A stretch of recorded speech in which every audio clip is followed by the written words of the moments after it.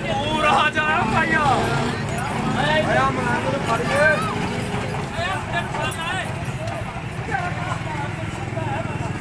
ਇਹ ਤਾਂ ਕੋਈ ਉਹਨੂੰ ਵੇਰਿਆ ਬੋਲ ਕਰ ਸੋਕੇ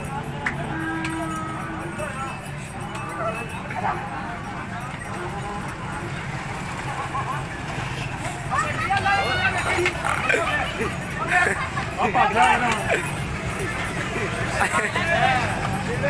हाँ तभी